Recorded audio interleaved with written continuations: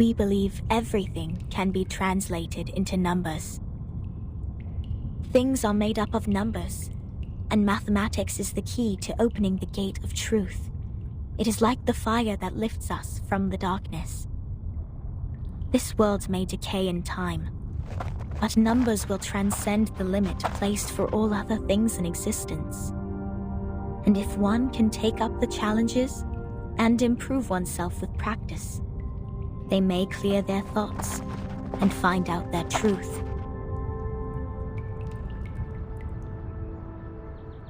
That is, to find out the number of their soul. Oh, this is more like a place for proper conversations. Broad, open, as vast as the high seas. Hold your horses, Miss Regulus. If you were to speak of consuming beans again, I will have no choice but to send you into the depths of the sea. Fine, fine. I haven't done anything yet. Miss Sophia, could you please repeat all the taboos on the island? It was too dark in there. I didn't take them all down. Worry not, Miss Sonetto. I have them all recorded.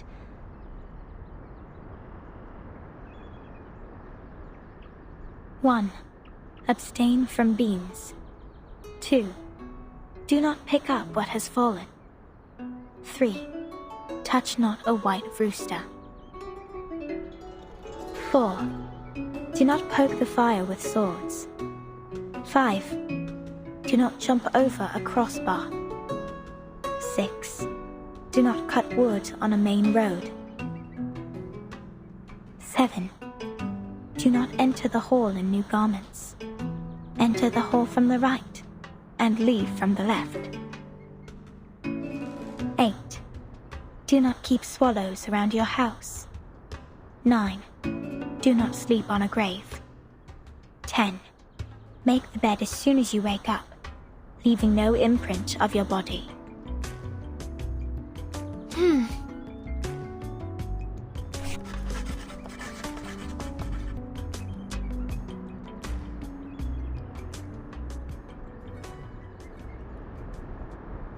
What strange obsessions are these?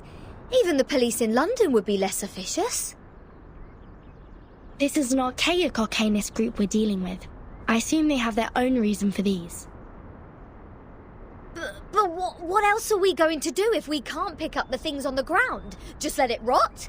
Oh, this doesn't even make sense. You are indeed an irrational number. Huh? What about me? Though I can't identify the exact number of yours, it's never too hard to tell the number types.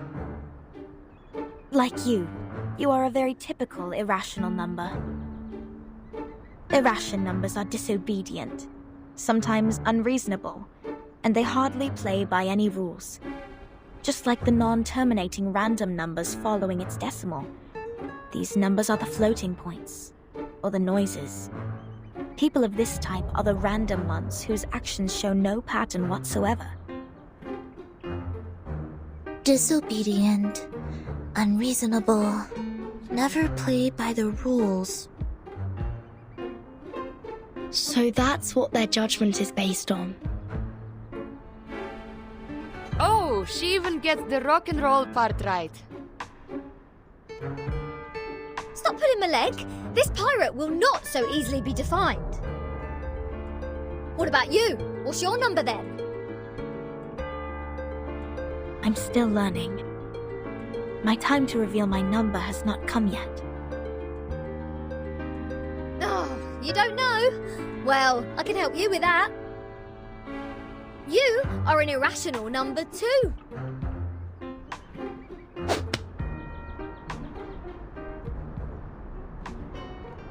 Ouch! What is this? A grape? Huh. A perfect parabola.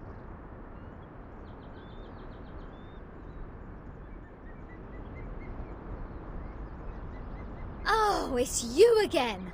I won't be bettered in a fight this time.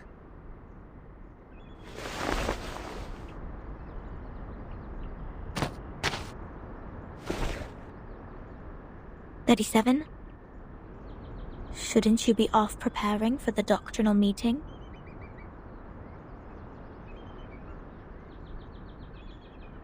Six asked me to take care of our guests.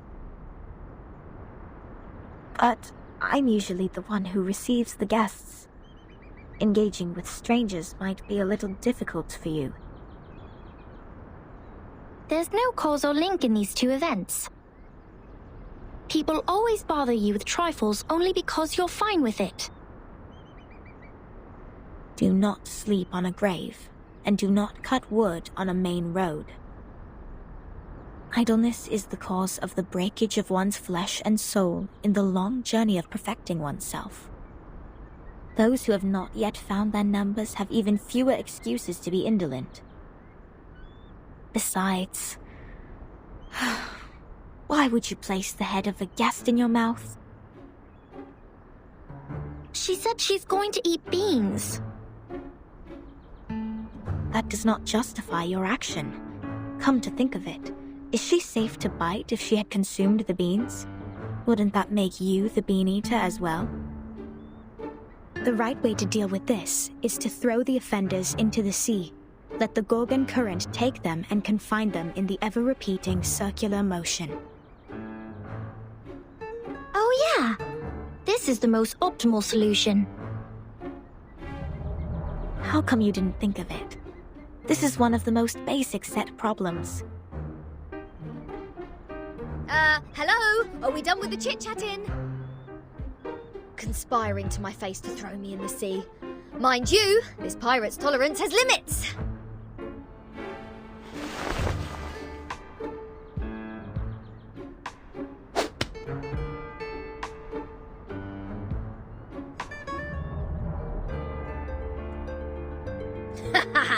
Right in the bullseye.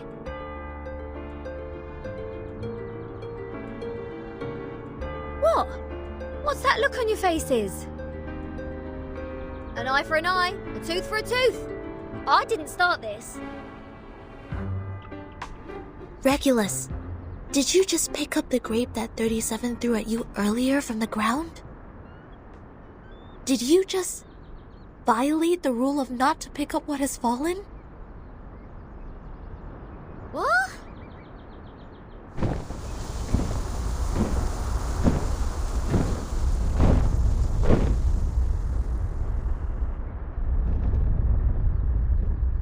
Get down! Abraxas incoming! It will take the offenders with it! A chicken's head and 2 snakes as a feet. What?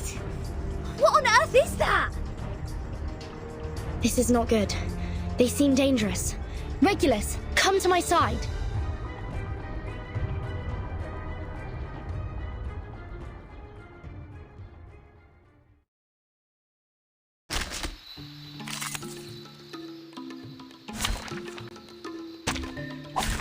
Finally, some interesting work.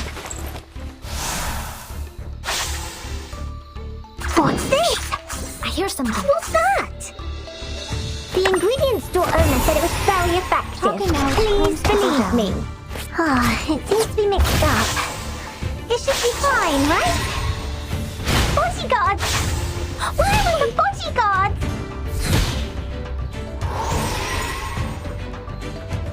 Be serious. Yours heart is beating so loud.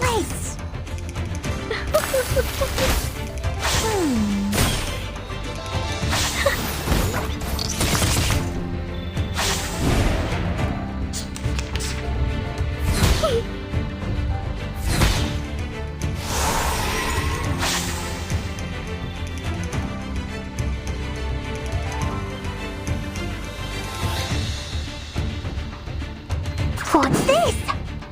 Be serious. Stay focused. I hear something. The ingredient store owner said it was very effective. Please believe me. Talking out calms people down.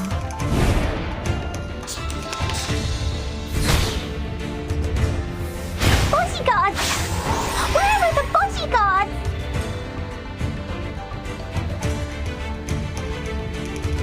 What's that? What's this? We should listen to what people say. What's your face? I tripled the ingredients this time. Secrets always hide in careless words. Listen carefully.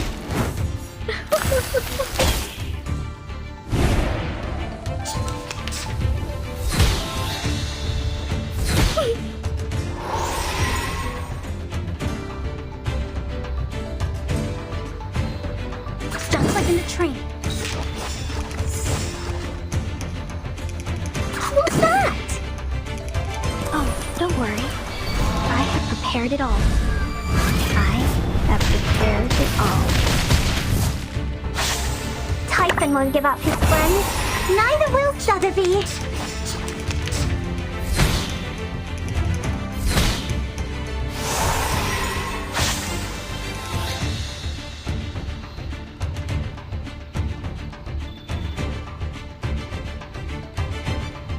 What's this?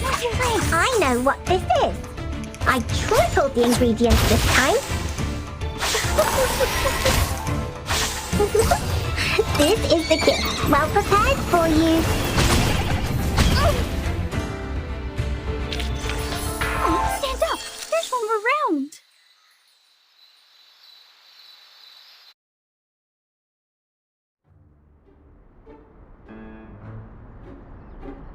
Regulus!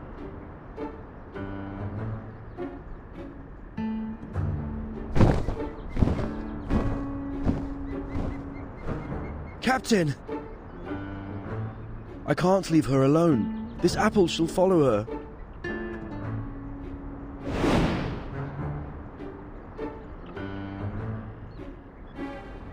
A toast to Regulus. To her ever-fighting spirit of breaking away from jails, no matter how many times she has been put behind bars. Luckily, she didn't have any beans. May her soul be cleansed in the dungeon. What a mess. Ena eftegramot mima, schematizate otan enosume dios semia.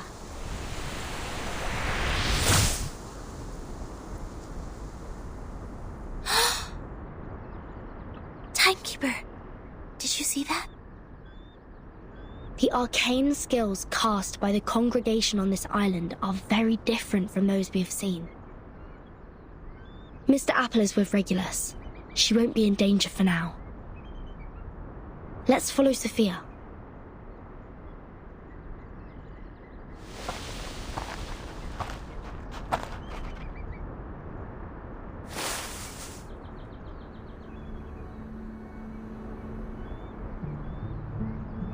We have wasted too much time on unnecessary matters. Miss Furton, this is the place you've journeyed to visit. The Hall of Apiron. This is where we share our knowledge of Numa, which is also the storm you've been referring to.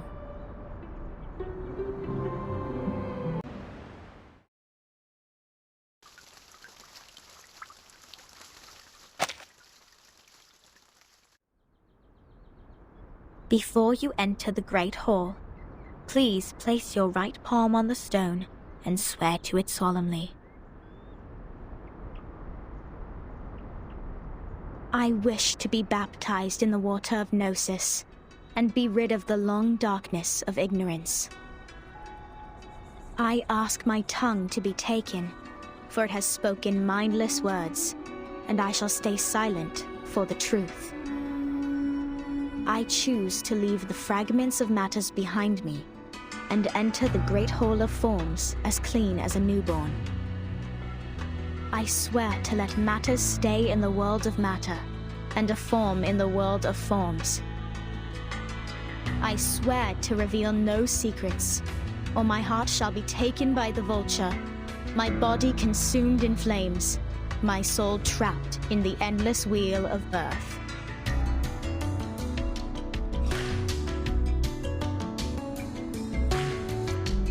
Now, knock 3 times on the stone. Put on these ceremonial dresses. That'd be all. Remember to enter the hall from the right, and leave from the left. You are the humblest audience here, hence not allowed to speak. Please, stay quiet, and keep the secrets you heard at heart. I will arrange your meeting with 6 after this. No problem.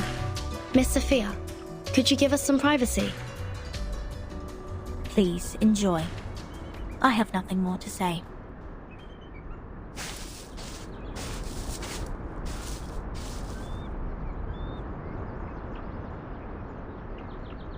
Wurzen, are we really going to do this? That oath we have to make to enter the hall sounds vicious. To stay quiet and keep the secrets. It's similar to the training we once received. I can go inside on behalf of Timekeeper. No, I'll come with you, Sonetto. But I can't sense any sign of arcane skill on this stone. The oath is more of a formality than a curse. The warning is lifted then? But when Sophia repaired the floor in front of us with her arcane skill, there's no fluctuation of arcane power either. I can't even sense the slightest signs. It's either a kind of arcane skills we're not able to detect, or the moment we stepped onto this island, we've been trapped in a tremendous ritual. That's to say, any arcanum used on this island is only a part of this giant flow. We don't know where this flow is leading us. We know nothing about it. It's too perilous, Timekeeper. I know, Sonetto. But as long as we obey their rules, we won't get into other trouble. The doctrine of the Apparin is to live in solitude and seek nothing but the truth. In fact, they've never been aggressive towards us.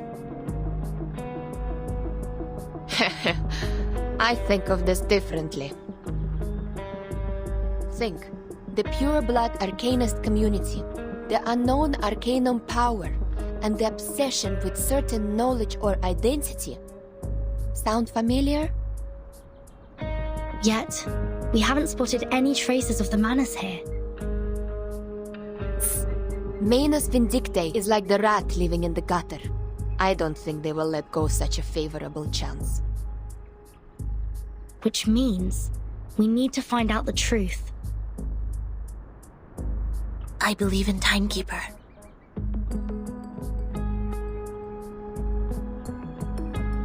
I have 0 interest in this meeting. I'll stay outside to keep a lookout. Take care.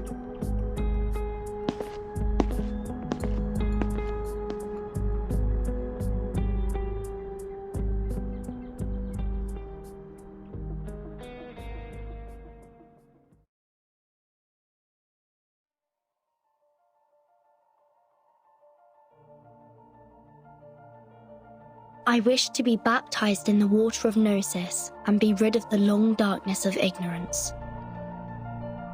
I ask my tongue to be taken, for it has spoken mindless words, and I shall stay silent for the truth. I choose to leave the fragments of matters behind me and enter the great hall of forms as clean as a newborn. I swear to let matter stay in the world of matter, and a form in the world of forms. I swear to reveal no secrets. Or my heart shall be taken by the vulture, my body consumed in flames, my soul trapped in the endless wheel of birth.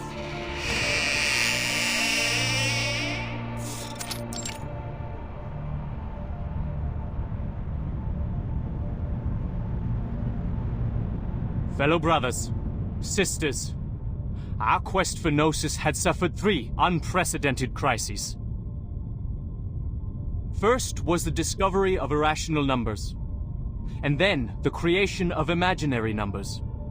Last was the loss of the grand unification of different lineages.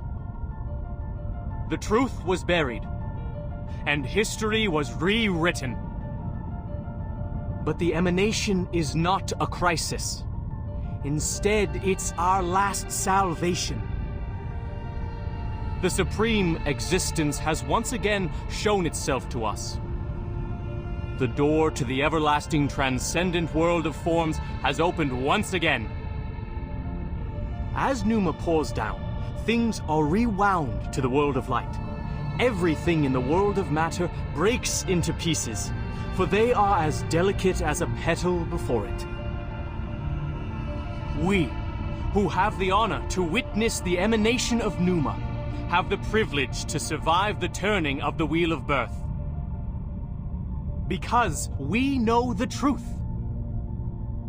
Our survival is destined. It is the beginning of a mission to bring the unseen truth into this world.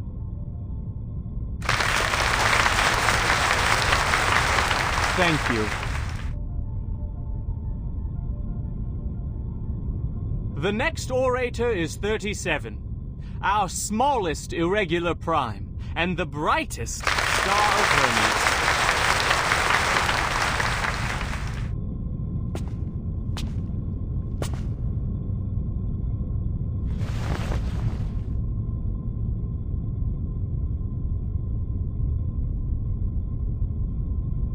The emanation in 1929 only lasted for 2 days.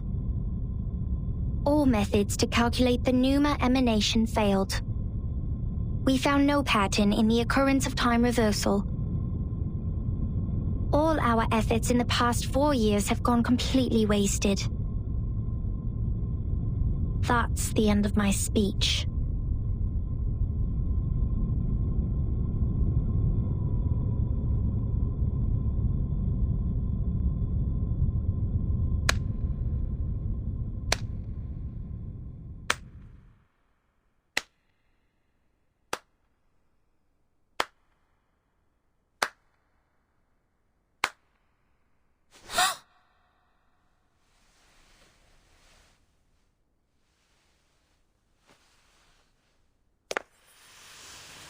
Sereno, intenso ed infinito.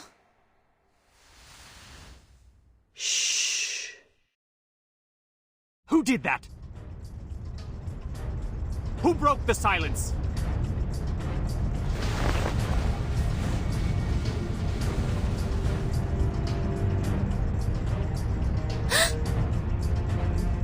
Sorry, Timekeeper. I just...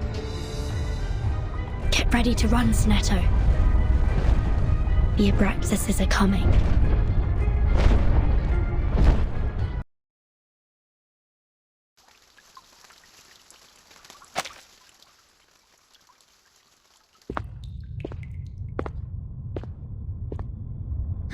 Can somebody tell me why I constantly get locked up ever since I've known Vertin?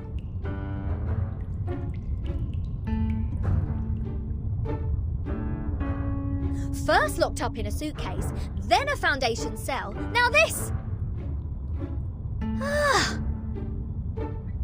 Oh, what else could it be if Vertin weren't the jinx? Lads! I know what's going on! You got the wrong person!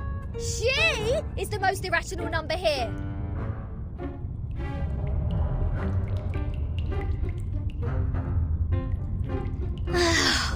I'm knocked. What does it say here? Freedom will be granted once the proof is completed. That's to say, I have to prove myself not an irrational number to get out of here. Which is exactly what I've been trying to do, isn't it? Rats.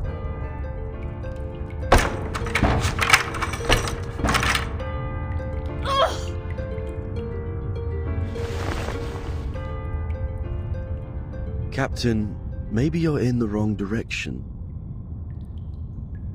This apple presumes that the followers on this island have a close connection with Pythagoreanism. Pythagoras? That ancient Greek mathematician? The guy who said something about the opposite side of a right triangle? Isn't he the guy who lives in sometime BC? Maths is only a part of the Pythagoreans' achievement, but from a more universal perspective, they are a mysterious group of scholars.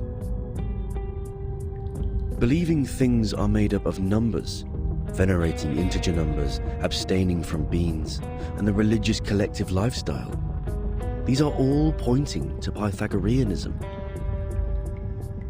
The earliest Pythagorean school perished because of the discovery of irrational numbers, which explains their odium of it. At that time, a deviant student named Hippasus discovered root 2, and the theories based on the ratio of integers they hold dear were upended. Hippasus himself was drowned in the sea. This apple assumes they see the integers as the standard of virtue, and people can increase the number they rank through study and self-improvement. Besides, they are convinced that a numerical code is hidden in everything and everyone. Whoever can solve the code can obtain the truth of the world. All right, now I know what's going on.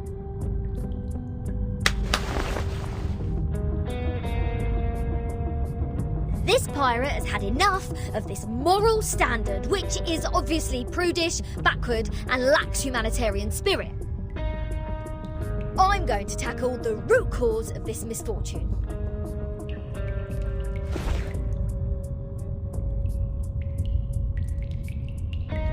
I'm breaking out! Why am I not surprised? The captain quickly gives the sufficient and prerequisite condition to prove herself an irrational number. This apple may be able to offer some help.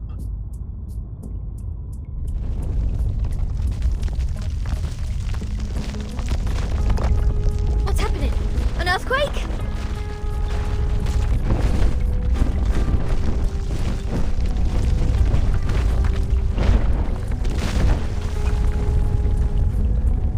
All Abraxases are flying in the same direction. Is this their habit, or... Ah! The roof is about to collapse!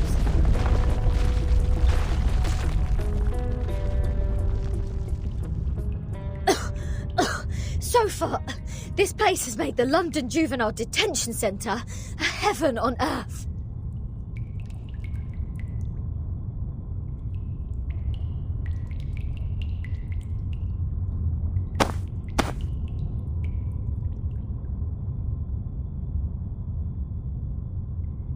Oh, is there a piece of paper? Did one of the Abraxases drop this? Strange.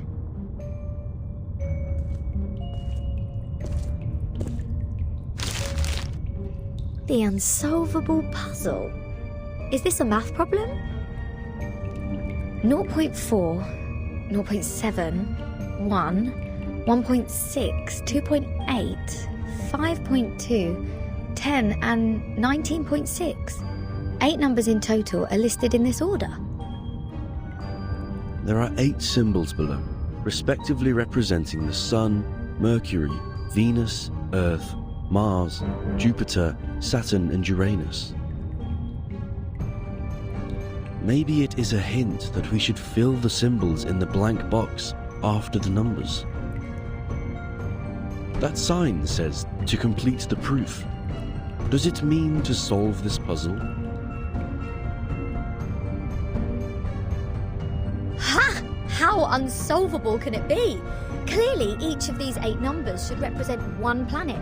We can easily find the missing planet by trying them one by one.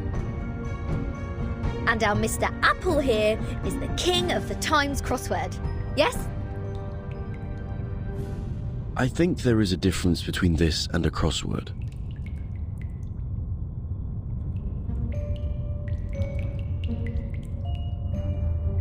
In this apple's humble opinion, the ratio of certain numbers should match this number sequence, such as the radius, volume, or rotation period. Wouldn't the sun be absurdly large if these numbers stand for their sizes?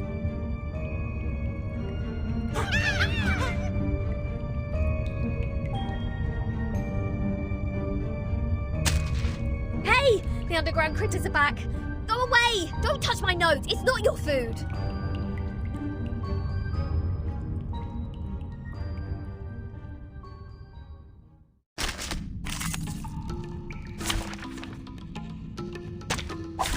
Finally, some interesting work.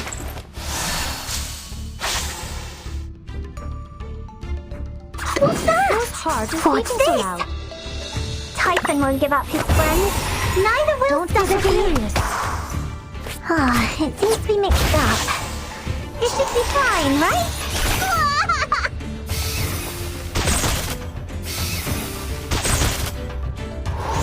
What's your face? Shh. I hear something. Be serious. Stay focused. Say hello. Radio waves are everywhere. That's Cradle. Everywhere.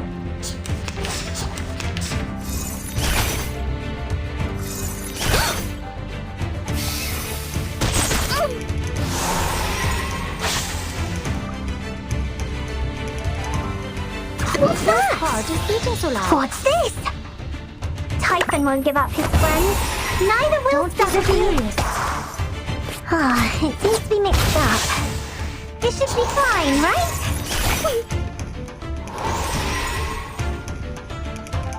Shh. I hear something. Radio waves are everywhere. Everywhere. Just like in the train. We should listen to what I know people what say. this is. Oh, don't worry.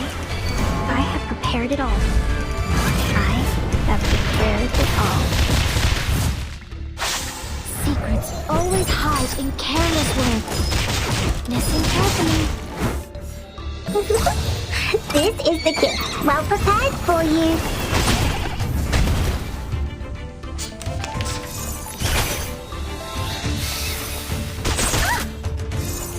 Bodyguards! Where are the bodyguards? Whose heart is beating so loud? And play with us. Don't be so furious. I tripled the ingredients this time.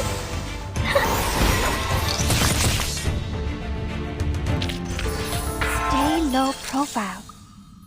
I don't want to be shunted to some radical department.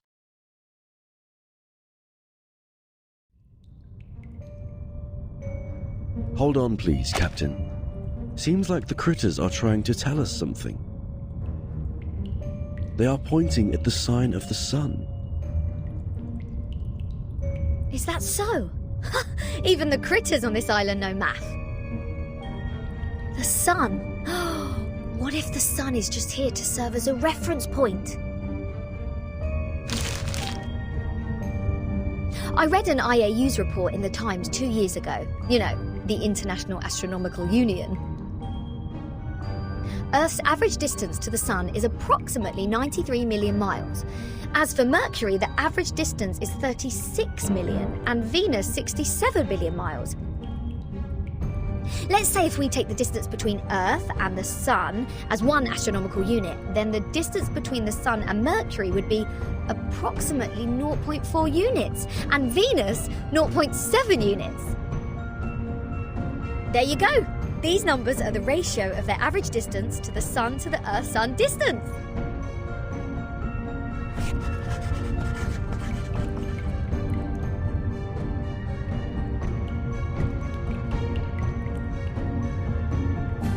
The average distance from Mars to the Sun is about 142 million miles. Jupiter about 484 million miles. Saturn 886 million miles, and Uranus 1.786 billion miles. By rough calculation, and if we round the results to one decimal place, Mars would be 1.6 units, Jupiter 5.2 units, Saturn 10 units, and Uranus 19.6 units. That's weird. All these numbers one can hardly remember have become so clear in my mind. But if these numbers stand for the ratio of distance, what's the planet for 2.8? There's no planet between Mars and Jupiter. If the Sun is the reference, we will have one planet missing here. Is it really a puzzle unsolvable?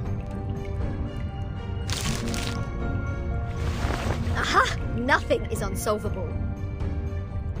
You are looking at the solution. There must be one planet out there, unknown to us as of yet, located between Mars and Jupiter.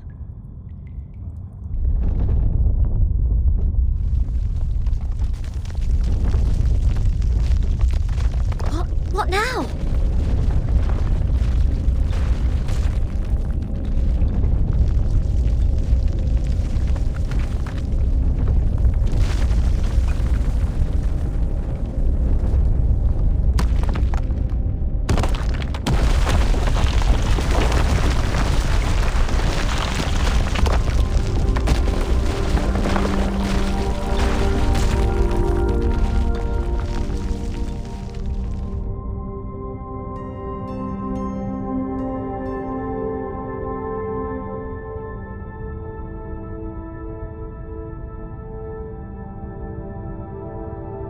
What is this? A celestial body, which I have never seen before. Captain, this apple has an impression on this. There is indeed a star between Mars and Jupiter. It is called the Ceres, discovered by Piazzi Giuseppe, an Italian priest in 1801. Ceres? Did we just validate its existence? Is the universe truly arranged according to this sequence? Could this be the ultimate key of everything? Regulus! Regulus!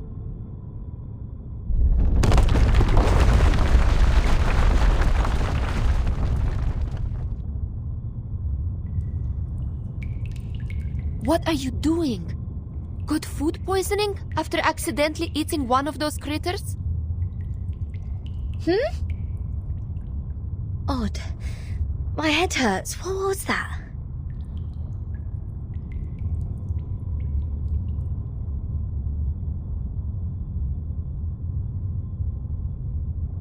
I'll make it short. Stanetta is in detention. They're planning to sentence her to death by giving her the poisoned wine. Hey, what?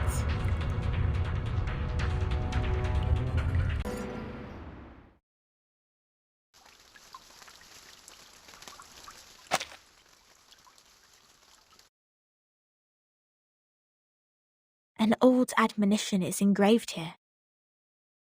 Let no one ignorant of geometry or the irrational numbers enter. 37 told me you are the integers.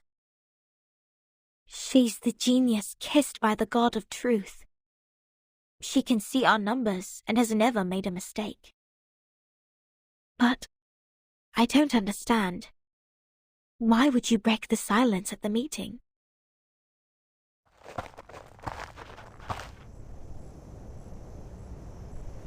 I apologize, Miss Sophia. I won't defend our behavior. You may save that apology for later. If you can persuade more than half of the people to vote for your friend's commutation, perhaps she won't be sentenced to death. I have gathered some case files from the past. I hope it will be of some help.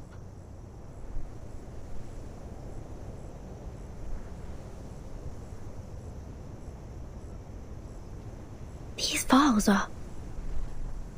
But won't you be in trouble for helping us? I have my own reasons.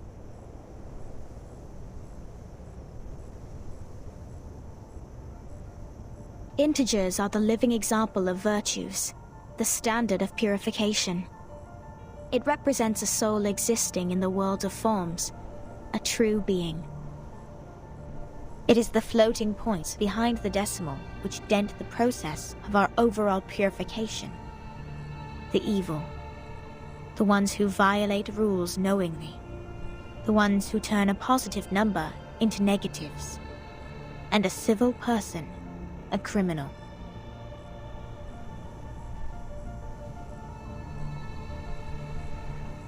If integers like you would lose your life over some unintentional mistakes, Wouldn't it be a great shame? Besides, I can't stand the idea of you being killed in front of me. Not rigorous.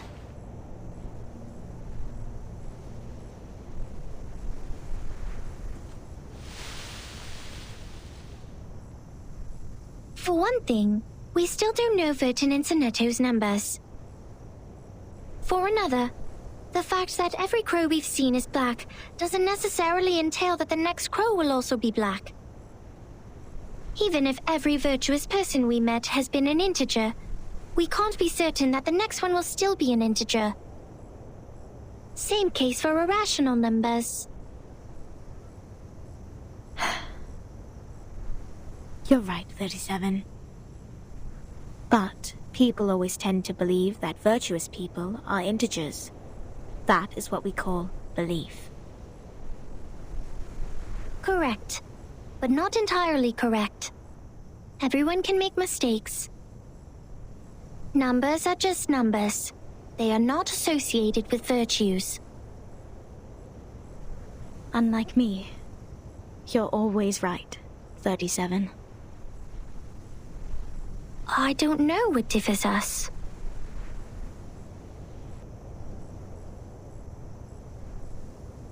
Will you be at the assembly? Yes. Then I will leave them with you. I'm not qualified to set foot in the Hall of Truth. I have done poorly in receiving the guests. I will ask Six for my punishment after the assembly. Huh? So you are not coming back to my laboratory? Neither will you help me review the calculation results or sort out the books? The scripture shall not be challenged. What's more, any students here can help you in the laboratory. It doesn't have to be me.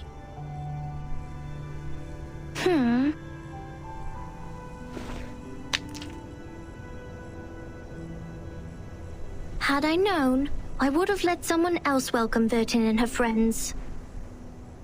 Like 210. He loves to brag to young ladies so much that he would take the punishment willingly, right? You were that someone else who was assigned to receive them in the first place. If I hadn't stopped you in time, how much longer would Regulus's head have stayed in your mouth? Not to mention what happened last time, and the time before that. But the fact that I have messed up all the receptions before doesn't mean I may excel in the next one. The chances of messing up the first reception and the 100th reception are the same. Whatever you say, you little sophist.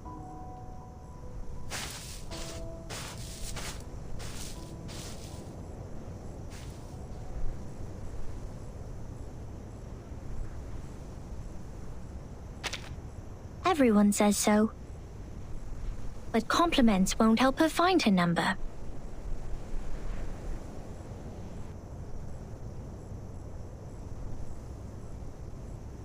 So, Vertin, are you ready for the debate?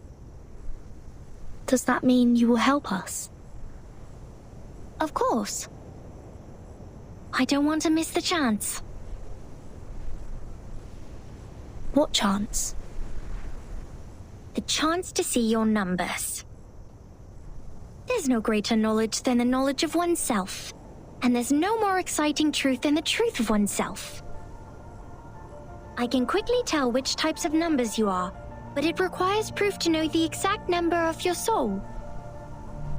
I want to know the answer before you see your own numbers.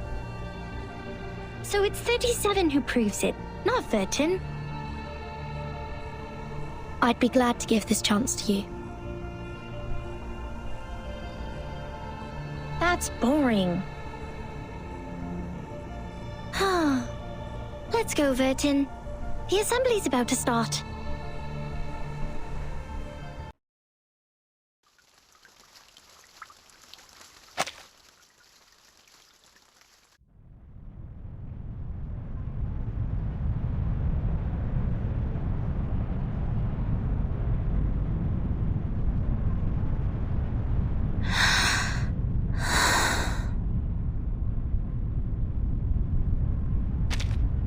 Don't worry, Timekeeper. I'll defend myself.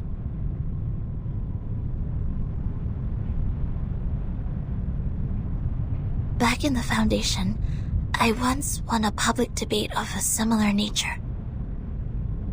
This is my duty. I won't let it get in the way of the team's investigation. Sonetto.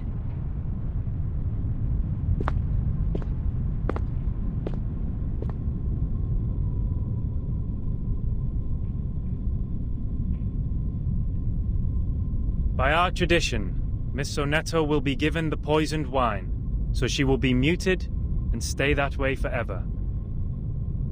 However, Sophia raised her objection against the decision. After giving the matter some discreet thought, I have decided it is necessary to hold an assembly and take care of it democratically. Those of you who agree to the death sentence may remain seated. Those of you who wish to commute Miss Sonetto's punishment, please put your pebble into the pot in the middle of the hall. Now, Miss Sonetto, Miss Vertin, you may defend yourselves. Until the sand in this hourglass falls to the bottom.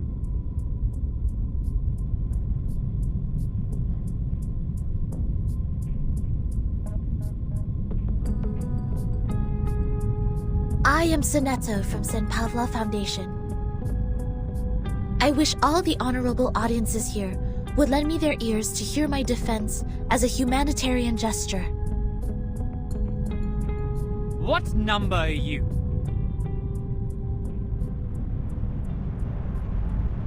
Defendant, the court requires an answer. What is your number? What? Me? No, I don't have a number. Don't waste our time. People without a number cannot stand in the Hall of Truth. All her words are void. Sentence her to death now!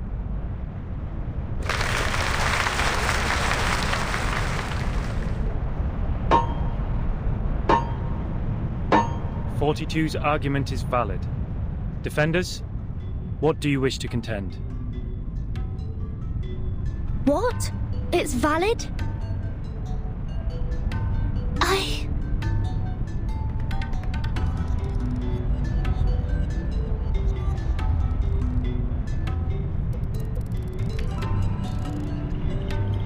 Objection!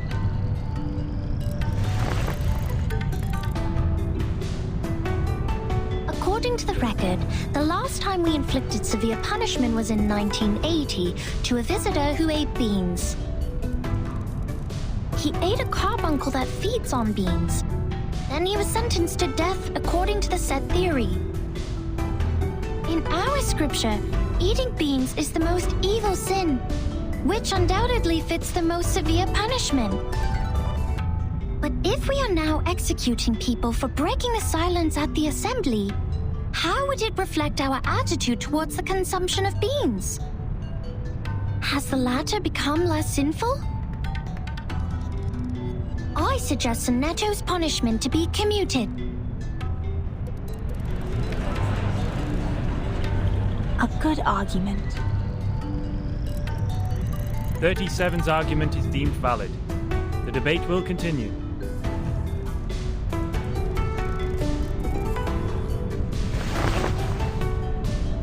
Objection.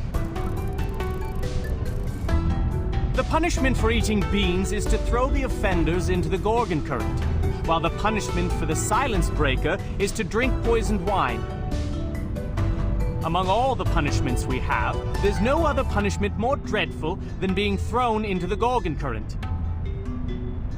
Because eternity and infinity are the two things we have the least knowledge of, which makes them the most ghastly punishments among all.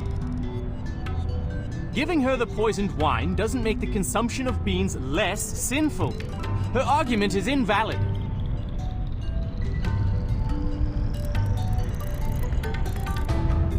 Objection! Both of the crimes would fall into the same category if we are taking the punishment as a frame of reference, which is death. Objection. The two crimes in question are not commensurable, which makes your comparison invalid.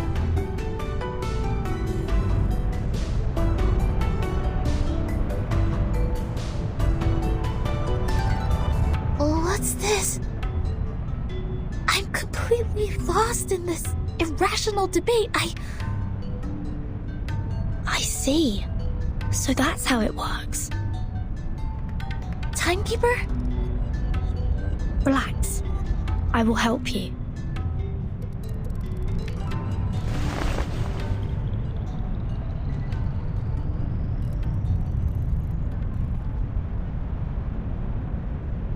I object.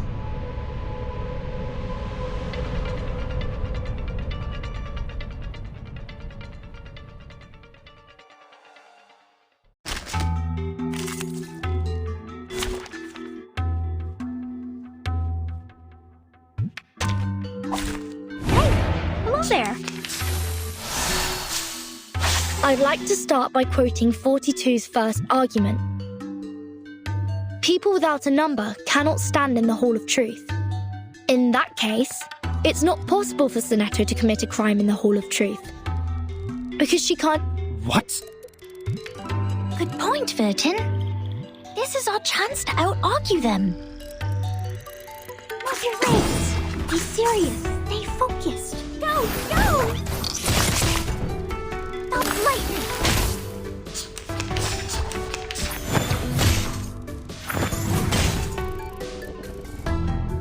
What's your race? Be serious. Stay focused. Say hello!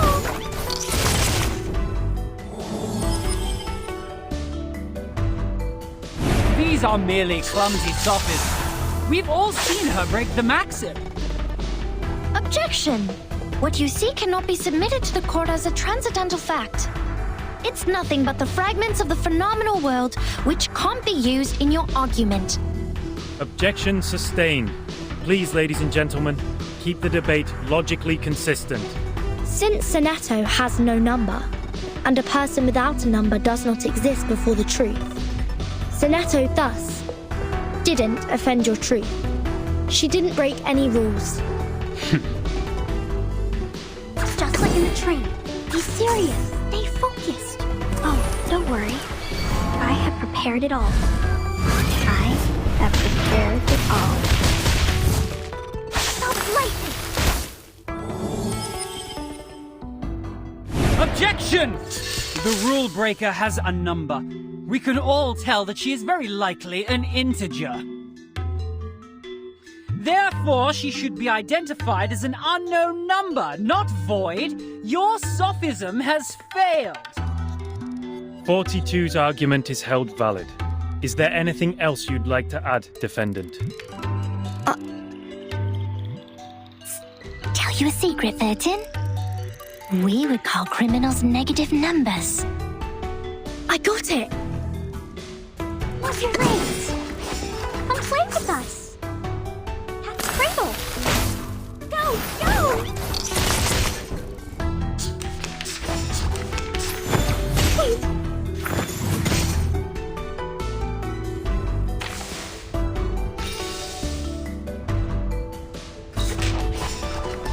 It's just like be serious. Stay focused. Oh, don't worry. I have prepared it all. I have prepared it all. It is easy to prove Sonetto's innocence. According to the law of the excluded middle, Sonetto either committed a sin or committed no sin. The two statements cannot be both false at the same time. Since we consider a criminal as a negative number and a non-criminal as a positive number, Sonetto at present is considered an unknown number. That means she doesn't belong to the criminal set or the non-criminal set. She did not commit a sin and did not commit no sin. It's a paradox. I hereby demand to modify the criminal sentence that has been given to Sonetto. I've already said that Sotheby doesn't need a bodyguard.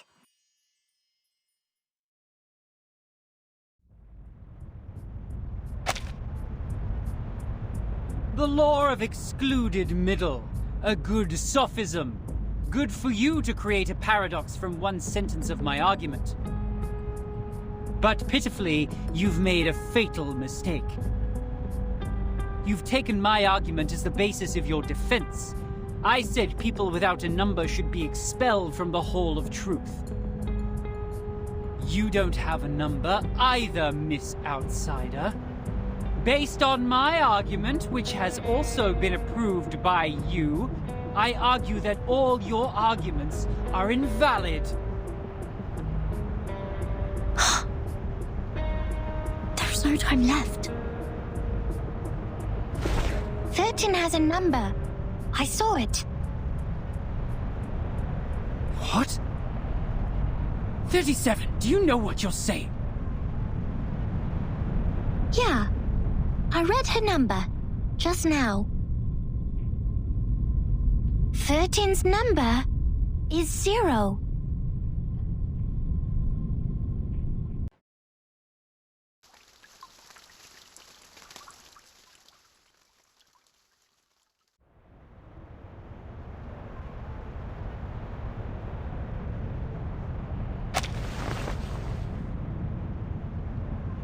"37. You just said Vertin's number is 0. Do you know what it means?" Very clearly. Would you be able to submit proof to a Peyron? No problem. Half of you in this hall have put in the pebbles. If 37's argument is found to be true, every argument Vertin has spoken in Sonetto's defense will be deemed valid. Sonetto will be exempt from the punishment. I will announce the result once 37's proof has been validated by a Peyron. Thank you for your time.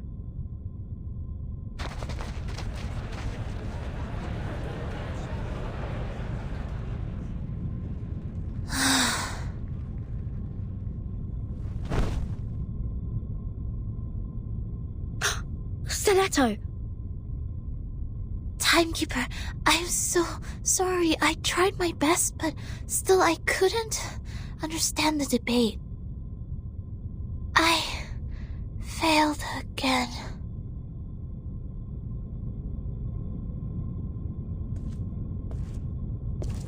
What happened to her?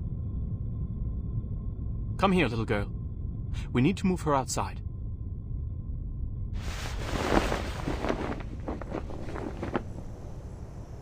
Lie her down on the ground and wipe her palm and feet with dew and peppermint oil. That would be okay.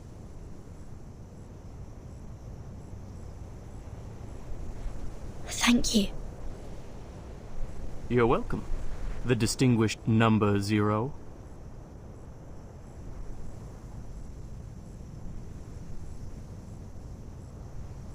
I'm kidding. I'm 210. Well, instead of the number, I prefer people call me the rhetorician. I've heard your preachment. Pretty demagogic. That's how logic works. With logic, I can prove that you'd cease to exist in the next moment, or that there are no other people in this world except me. Achilles can never outrun a tortoise, and a flying arrow is forever motionless. This debate is nothing but meaningless wordplay. That pacifist let you off this time. 6. A perfect number indeed. For he knows the benefit of reconciliation.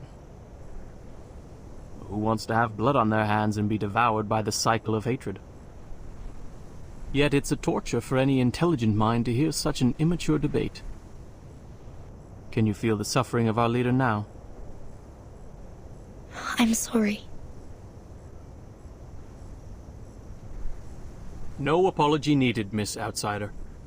I also feel sorry for your pain. Given that 37 has revealed your number. What do you mean? 37.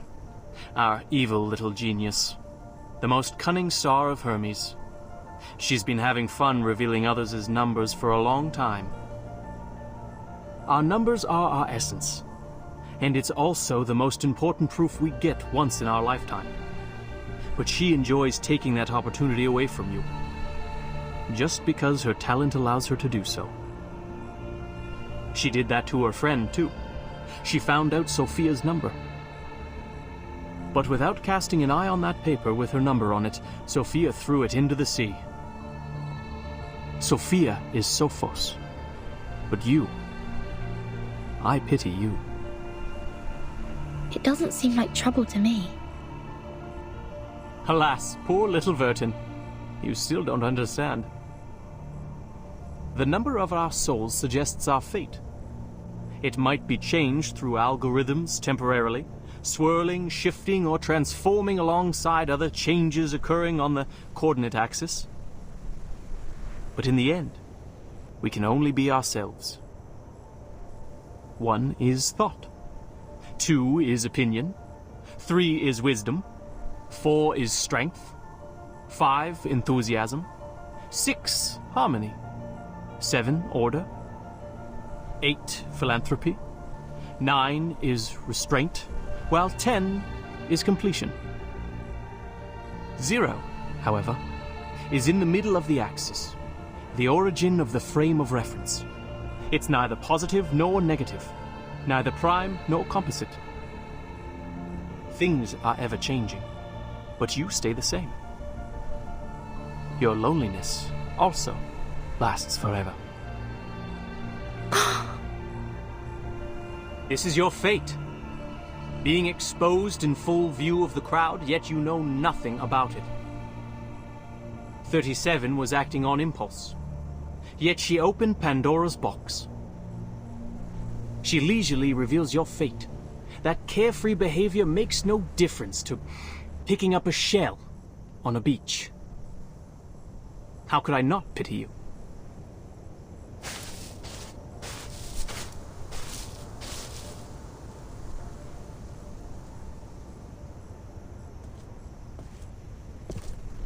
Miss Vertin.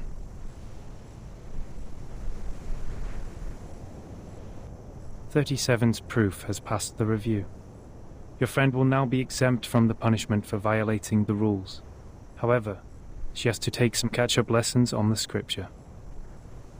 Please, meet me at the hall tomorrow at noon. I would have words with you."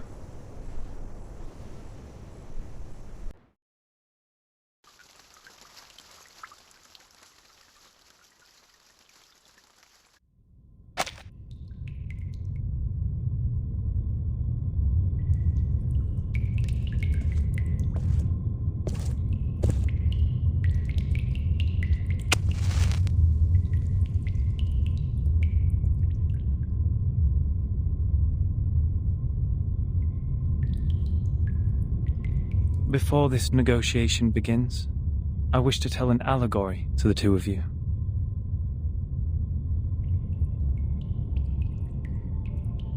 A group of people were imprisoned in a cave. Behind them, there was a fire. Before them was a tall, solid wall. Their legs and necks were chained and fixed, so they were constrained to look nowhere but to gaze at the wall in front of them.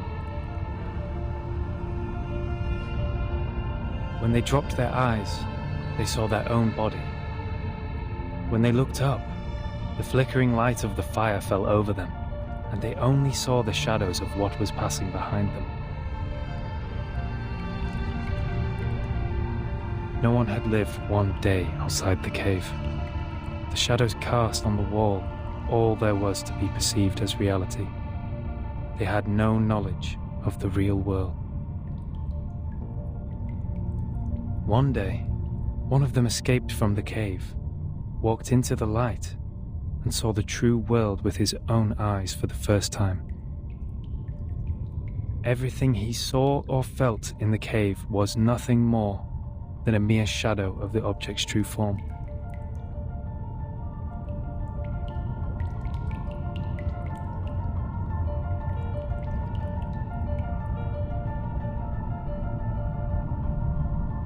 Our world is a poor one, Miss Vertin.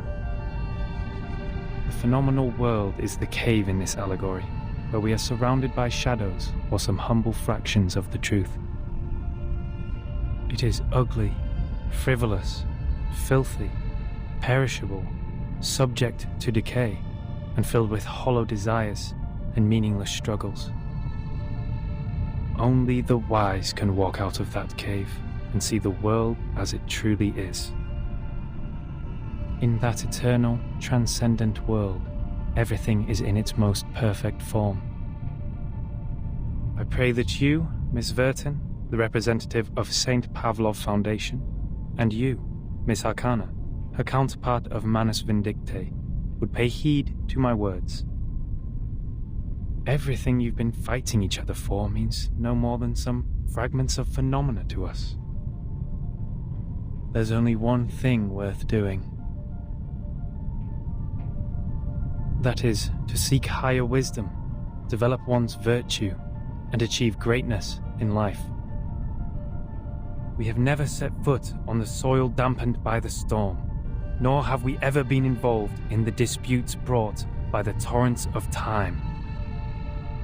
I beg you, do not take your conflict in the phenomenal world into the realm of truth. For certain. It was never my intention to sully the sanctuary of truth. Then, to prevent a situation like this from happening again, I would like to ask you two to carve your names on these 2 stone bangles and drip a drop of your blood on each of them. Once the bracelet is put on, no one will be able to remove it. From now on, as long as you're on this island, none of your people will draw blood from one another, or the bangle shall draw all the blood from you. The peace agreement is so decided.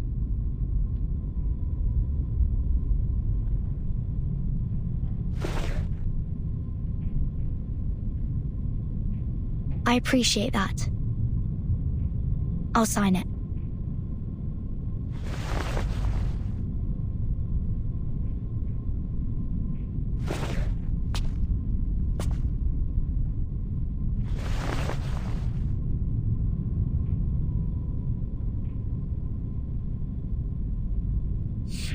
The peace agreement.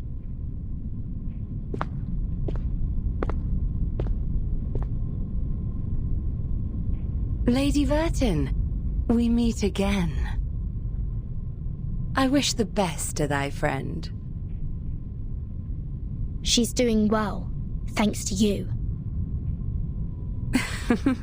You're most welcome.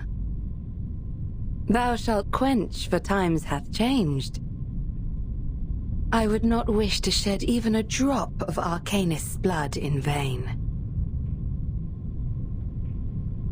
But Schneider should be the victim of a merciless bullet?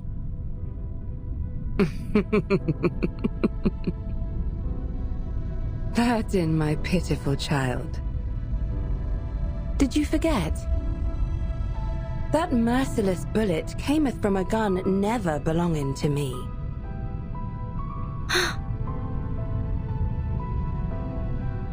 What's Manus Vindicte's purpose to be here? Hearken the archaic wisdom. Just as thou doest.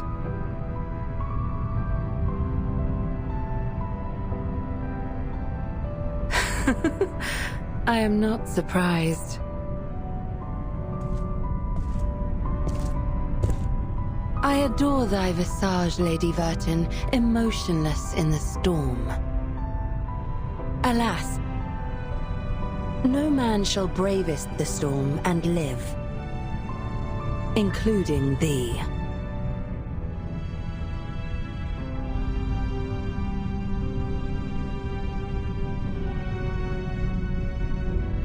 A wooden box in the Elitiaus base has my name on it.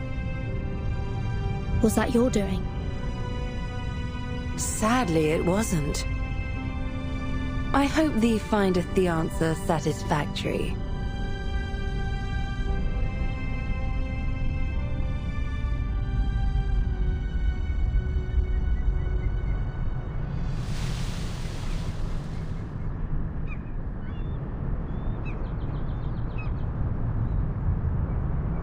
It's burning.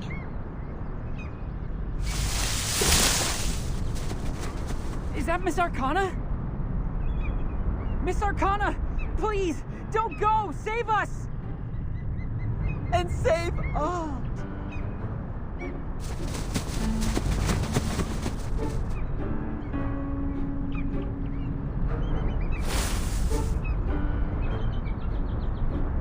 No! Come back! Come back! You ignorant foreigners! I just started introducing vectors and matrices, and that's the most interesting part! Vertin! Great! You always show up at the right time and right place! Stop them as people! Whatever it takes!